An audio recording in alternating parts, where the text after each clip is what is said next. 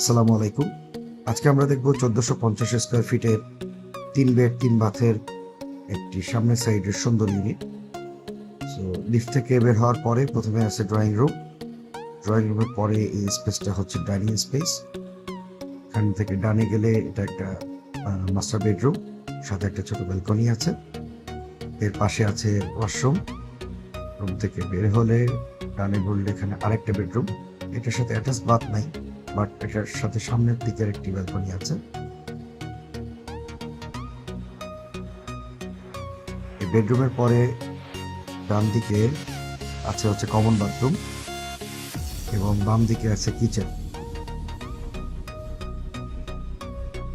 সামনে গেলে এটা হচ্ছে আরেকটা মাস্টার বেডরুম, এটার সঙ্গেও অ্যাটাচ বাথরুম এবং অ্যাটাচ ব্যালকনি আছে।